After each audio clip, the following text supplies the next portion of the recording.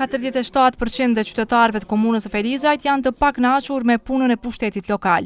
Kjo përqindje ka dalë nga anketimi që organizata IMPO e ka realizuar këtë vit me 400 qytetarë.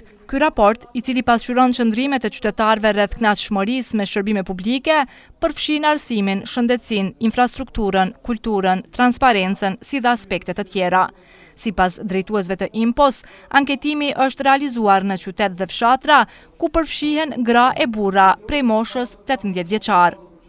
Në kuadër të këtij projekti, IMPO ka 3 objektiva: përmirësimin ose fuqizimin e transparencës dhe llogaridhënies, sundimin e ligjit brenda sistemit vetë qeverisës dhe gjithashtu përmirësimin e shërbimeve komunale të cilat ofrohen domethënë nga komuna.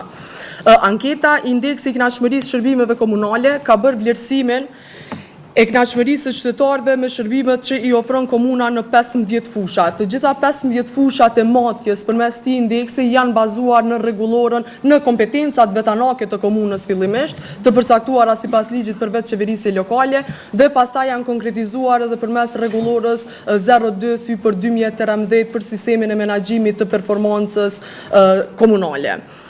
Duke raportuar për rezultatet e këtij hulumtimi, drejtues të IMPO-s njoftuan se shërbimet shëndetësore janë ato që sipas qytetarëve nuk janë në nivelin e kënaqshëm. Këtu del se 53% janë të pakënaqur kundrejt 38% që janë shprehur të kënaqur. Hiç më mirë nuk ka dalë as arsimi e fushat e tjera, ndërkaq me rezultate goxha keq ka dalë tjetër transparenca e komunës. 59% e qytetarëve kanë deklaruar se nuk janë të informuar me punën e komunës së Felizajt, ndërsa 76% e të anketuarve kanë thënë se nuk kanë dëgjuar për debate publike që mban qeveria lokale me qytetarë. Këto të dhëna për kryetarin e komunës duken mesatarisht të besueshme, por pavarësisht kësaj, sfarqa zotohet se këto të dhëna do t'i potencoj në çdo mbledhje që do ta ketë me drejtorët e tij. Perceptimi shpeshherë nuk është vetë realiteti. Jo për ndonjë shfaqsim eventual, po unë besoj që për disa raste mund ndajmë këtë çështje edhe këtë vlerësim të gjithë ne, sepse perceptim real nuk mund të kemi nëse për shembull ne i referohemi një pasuesi këtu ku thotë për shembull transparenca komunale dhe informimi rreth punës së komunës është vlerësuar negativisht nga qytetarët.